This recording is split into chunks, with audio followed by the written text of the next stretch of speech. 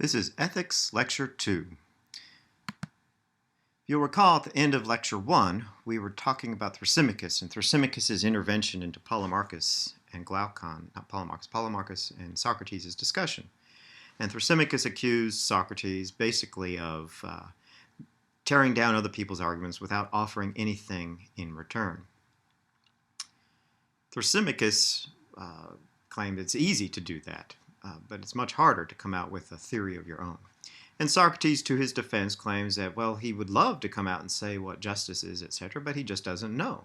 And so he and Polemarchus were looking to find out what justice is. And if Thrasymachus could help them, that would be great. And so he kind of turns the tables, and he finally gets Thrasymachus to admit, well, yeah, I can help you because I know what justice is. And he comes out with his definition of justice is simply the interest of the stronger. And so from this point on, we will end up getting Socrates and the Socratic method back at work again. But before we look at that, let's talk a little bit about what justice is simply the interest of the stronger means. Simply put, justice is the interest of the stronger means pretty much what it sounds like, that those who are stronger determine what is right and what is wrong.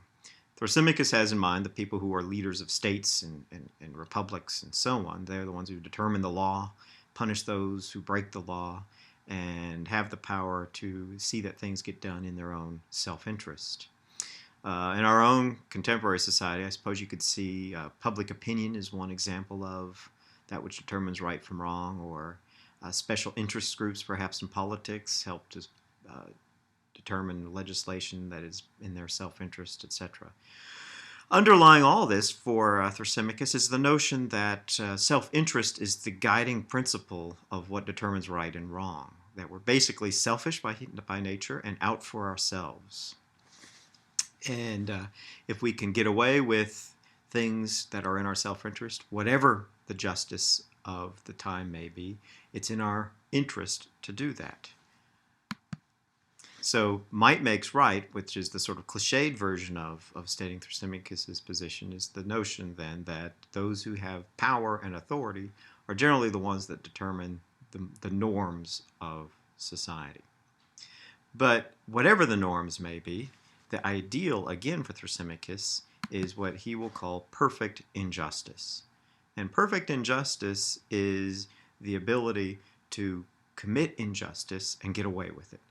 Be able to go out and do what is in your self-interest without anyone noticing or recognizing it as injustice, because in that case then you would suffer the negative consequences of being pinpointed as an unjust person. And so as a result then you would get all the advantages but none of the disadvantages. So that is what Thrasymachus will claim is the ideal standard of ethics or justice, namely perfect injustice. Well, Socrates, of course, as you are well aware by now, doesn't just simply take someone's answer as a given, but goes on and sort of challenges it and begins to question it. And in particular, the claim that Thrasymachus makes that is put to the most scrutiny is the claim that Thrasymachus identifies the unjust person with being wise and the just person with being ignorant or simple-minded. Now, there's a simple explanation as to why Thrasymachus does this. The person who is able to do or commit perfect injustice is going to need to be clever and canny and be pretty wily and smart to be able to get away doing all these unjust things without being caught. Whereas someone who lacks that intelligence and cunning is best off, as Thrasymachus says, simply following the rules. And so the just person is going to be the one who follows the rules and does what they're expected to do, etc.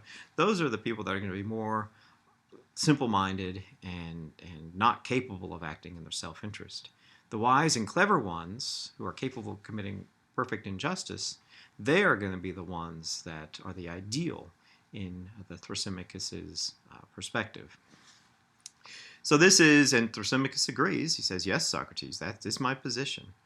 This is kind of the baseline that Socrates then turns to as he begins to ask his questions and sort of employ what we've come to call the Socratic method. And the thing that he focuses on most is the relationship between knowledge and difference. So if we think about the unjust person tries to be unlike or different from every other person, whether just or unjust. In other words, they try to take advantage of just people and unjust people. They try to look out simply for themselves and differentiate themselves from others by trying to accumulate as much as they can for themselves. So they aren't trying to be like anyone else. They are simply out for themselves. The just person, by contrast, as we've seen, because of their simple-mindedness, follow the rules that everyone else follows. They pay their taxes, etc. They are the ones that do what they're supposed to do. Well, what Socrates points out with a couple analogies, one of tuning a musical instrument, for example, is that when those people possess knowledge, they end up actually doing things or have wisdom. They actually are more like one another who possess the same wisdom or knowledge. So if we take 10 people who know how to tune a guitar, for example, and 10 people who don't know how to tune a guitar, and I would be in that latter category, the 10 people who don't know how to tune a guitar, if they were set to the task of tuning a guitar, they would, like me, I would probably just kind of randomly try to tune it and do what kind of sounded right to me.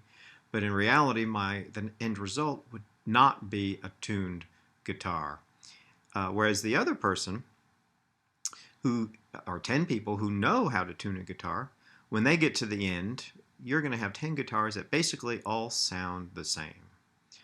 So the idea here then for Socrates is that those who possess knowledge and wisdom are going to be like everyone else who possess knowledge and wisdom. And so if you think about knowledge as a kind of standard or ideal that we strive to match or to attain, then knowledge and wisdom is going to be more like what Thrasymachus had identified as the just person. Whereas those who lack knowledge are going to end up being unlike everyone else, because the 10 different people will probably have 10 different sounding guitars. And that's going to be more along the lines of the unjust person. So the end result of this discussion, and it's an interesting discussion, they talk about medicine and various other examples, but the end point of all this is that the just person is actually because of their desire to be wise and knowledgeable and like everyone else who possesses knowledge and wisdom, that's going to be more along the lines of the just person. Whereas it's the unjust person and their ignorance and lack of knowledge that leads them to be unlike everyone else. Well, as you can see, if you compare this third point of the slide to the first point of the slide, they couldn't be more different. And in fact, Socrates points out this contradiction to Thrasymachus, and Thrasymachus is like, "You're right, Socrates, that is how it is." And so he agrees, and from that point on through the rest of the first book of the Republic, Thrasymachus is basically putty in Socrates' hands. And he doesn't disagree, he simply just agrees to everything that Socrates says. And without going into great detail about what is said in these books, I want to focus on one of the last lines of the first book of the Republic, where Socrates says that injustice is never more profitable or advantageous than injustice. Wait, I'm sorry, it's the other way around. Injustice is never more profitable or advantageous than justice. So, to put it in a cliche, crime never pays. Now, what makes this such a strong claim is that it's phrased as an absolute. Injustice is never more advantageous or profitable than justice, or crime never pays. Now, it might seem that crime usually doesn't pay, but to say that it never pays seems to be somewhat of an extreme position. And in fact, as the second book of the Republic begins, remember the second of 10, Glaucon enters the stage, and he comes in skeptical of the claim that Socrates had just made about injustice never being more profitable than justice. And for good reason. It seems that there are going to be times where injustice does pay, or where justice doesn't pay. And so the question then is going to be, what is justice? And on Glaucon's initial thinking about justice, and very much in line with Thrasymachus, justice is something that we do against the grain. It's not something that we are naturally inclined to do. He gives the example of how if we suffer wrongdoing at the hands of another, the pain of that suffering is so bad, or so something we want to avoid, that we will actually agree not to do unjust things to other people if that will give us a better chance of not suffering harms at the hands of others. We have, in other words, an early version in Glaucon of the social contract theory. For those who are in political science, and you probably have studied this, but social contract theory basically is the notion that the laws and rules of society are basically a contract where we agree to give up our rights to do certain things, or our abilities to do certain things, in exchange for everyone else giving up those same rights. So in other words, I agree to give up stealing anything I want or killing people I want in exchange that everyone else gives it up, and we have certain laws that are enforced. So as with any contract, you give up something, time or money, but you get something in return. So in this case, you get safety and security or peace in return. But the main point here for Glaucon is that justice isn't something that we do automatically. It's something that we do against the grain. It's something we do in order to kind of avoid a worse consequence. To kind of drive this point home, Glaucon brings the example in of the ring of Gyges. And the ring of Gyges is basically an invisibility ring. So it allows you to get away with anything that you would want. You would suffer no consequences whatsoever. And so if you were to give this ring to a just person or an unjust person, Glaucon's argument is that in the end, they would all go down the path of injustice. The unjust person obviously would continue to be unjust, and they'd probably be happy because they wouldn't have to worry about getting caught as much anymore. Whereas the just person, and this is Glaucon's key point, the just person would in time eventually succumb to the temptation of their nature, of human nature, as Thrasymachus would have argued, and end up being unjust as well. So the question that arises out of this is, who is actually better off, or what is our true advantage? To think about this a little bit more, you can think of two people, person A and person B, for simplicity's sake. Let's say person A has a reputation for being just and good, but in reality, they get away with all kinds of injustices. And let's say person B has a reputation for being unjust and bad and wrong, whereas in reality, they've done nothing wrong and actually are quite just and good person. So the question is, who is actually better off, person A or person B? Now, at the end of Book 1, it would seem that person B is going to be better off, even if they are suffering terrible consequences from the reputation of being unjust. If they are in reality just, they have more advantages than the person A who is in reality unjust. So the question then is, well, what type of advantages are being gained here? What is meant by an advantage?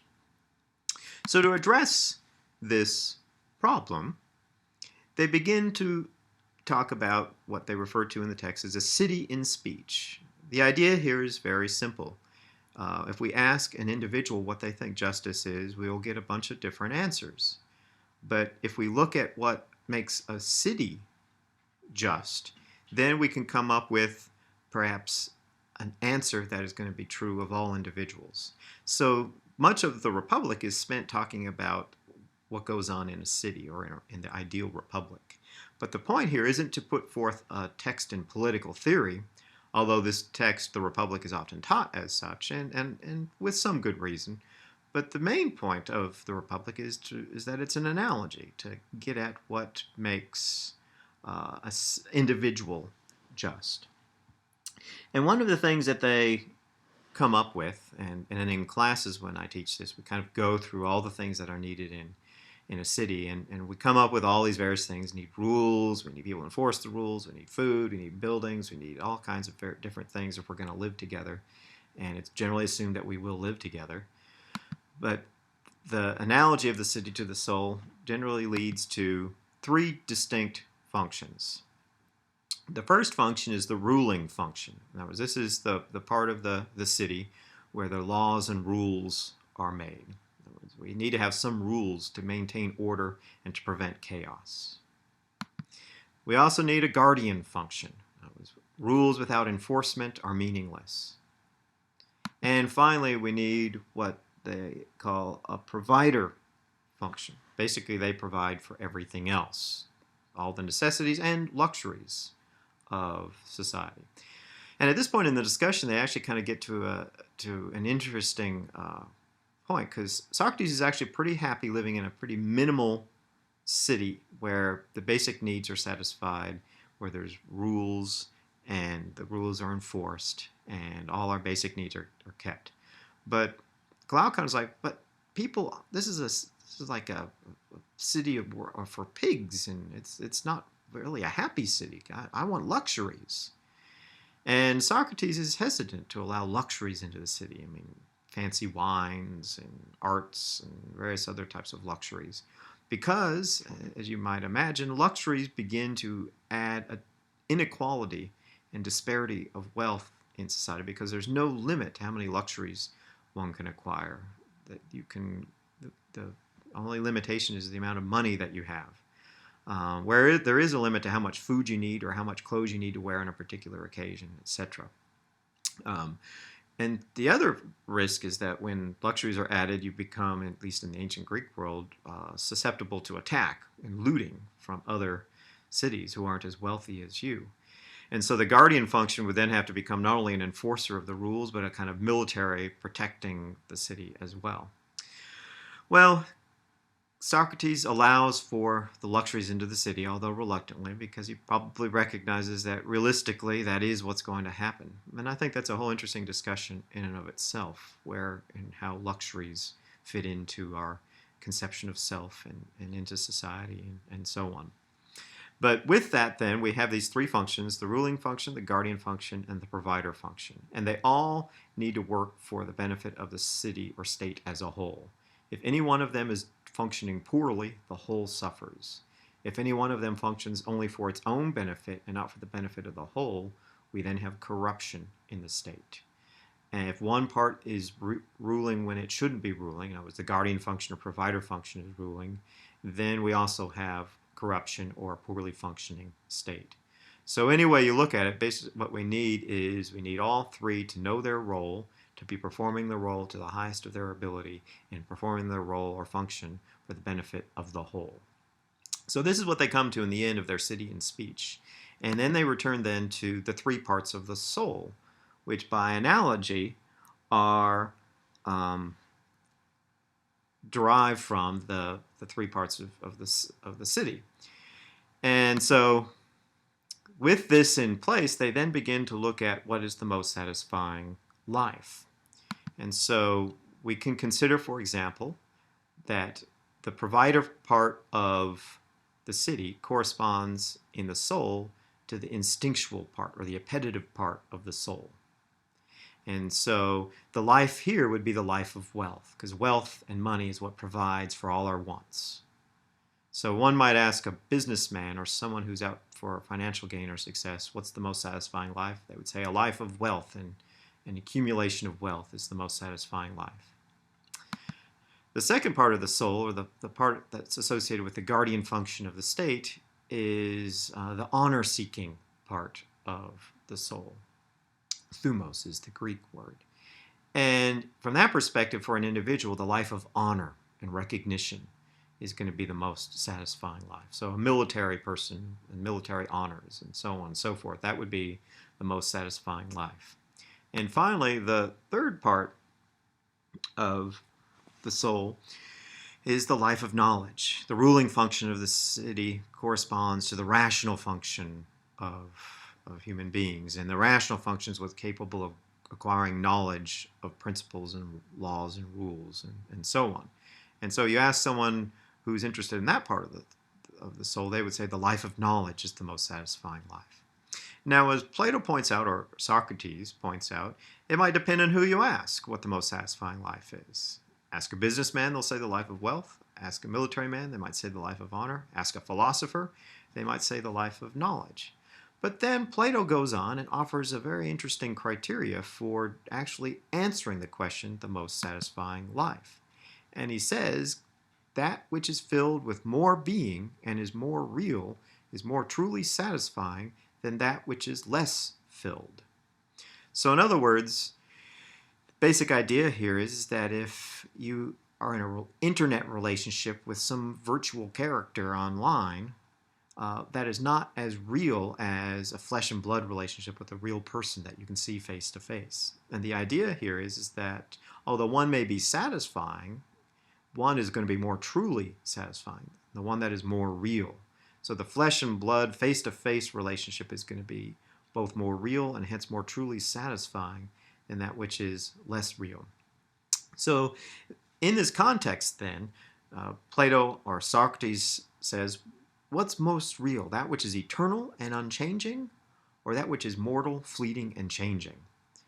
And which Glaucon and others say, well, of course, that which is eternal and everlasting is more real than that which is fleeting and unchanging. And then the question then becomes, well, which of the things that is acquired by the three parts of our soul, or the individual, wealth, honor, or knowledge, is eternal and unchanging? And it's knowledge of truth and essence that they come to the conclusion that is most real and therefore most satisfying and unchanging. And so they come then to an answer then that the most satisfying life is the life of knowledge. So how does this all relate to justice? Well, one of the ways that, and one of the most famous examples to try to clarify this point, is the cave analogy, which is in our text. I think it's in the book 7 of the reading. And the cave analogy, as you can kind of see in this diagram, it's kind of a simplistic diagram, but it works. And if you follow along with the reading and look at the diagram, is we are to imagine these people chained at the bottom of a cave, and their entire life, all they see are reflections or shadows of things on the cave wall. And so you can see in this drawing, you got a flower pot, a bowling pin, a chicken, and a wine glass. And behind that you have a fire. And so that fire casts the shadow of them on the back wall of the cave. So if their entire lives all they've seen is the shadow of a flower, the shadow of a bowling pin, the shadow of a chicken, the shadow of a wine glass, if you ask them to point to a flower, they're going to point to that shadow. And if you ask them, is that a real flower? They're going to say, yes, of course. Why? Because that's all they've ever experienced. So one of the points of the cave analogy is to show why we mistakenly think that the other things are more advantageous, why the life of wealth and the life of honor might be more advantageous than the life of knowledge. And that's because, by this cave analogy, all we've ever really experienced most of our life are things that are fleeting, temporal, and changing. In other words, we're kind of like people in the cave. All we've ever experienced is one thing, and so that's what we take to be real. Well, as the analogy progresses, one of the people gets freed from their chains, and then they notice, let's say, the flower pot. And they go, oh, wow, that looks like that looks familiar. But you can see it's different. It's three-dimensional, so they can hold and touch. There's the shadow on the cave wall is a two-dimensional surface. But then they may come to the understanding that actually the flower pot's more real, because what happens when the fire is put out? The flower pot will still be there, but the shadow will be gone. And they have this great insight, and they go back to their buddies who are still chained and say, hey, wait, you see that flower there? They go, yeah, that's not a real flower. And they wouldn't believe him because they have no experience to associate with what he's talking about. And so they just would dismiss him as being crazy or talking nonsense. And so then the analogy then goes, he goes outside the cave, sees a real flowers, real trees, real chickens, let's say, and the sun that lights it all up. And this is the key for Plato, that is the really real. Now, the cave analogy, what's in the cave corresponds to the physical world, the world of fleeting, mortal, changing things that come and go, things that will not always be. Outside the cave corresponds the intelligible world of forms, the eternal truths of justice, holiness, etc. Those are the truths that are outside the cave. And the only way we can get outside the cave is through knowledge. And this is where we get to where the just life is best. And where, to go back to the thesis of the Republic, that injustice is never more advantageous than justice. Because it's only through knowledge, through the rational faculty of our soul, that we can gain access to these eternal, timeless truths. An analogy that I think helps explain this is if we were to try to learn the game chess. If we were trying to learn the game chess uh, by being encouraged to win in order to get candy or money or something, there's really no incentive for us not to cheat. Right? If the main reason we're trying to learn chess is so that we can win the game and get money, then if we can cheat and get away with it, then more power to us. So in that respect, if that's the way it is, then Thrasymachus is right. But as it should be clear, if you cheat, you're not really learning the game. You're not acquiring knowledge. And it's when you really possess the knowledge that you really win. It's when you really know what you're doing, that's when you have the best shot of winning. And cheating is not going to help one to gain knowledge. You can't cheat your way to knowledge. And so justice is only attainable through knowledge, and knowledge is only attainable through justice or living in accordance with reason. It's also, as Plato will go on to say, it's the part of us that is the most real.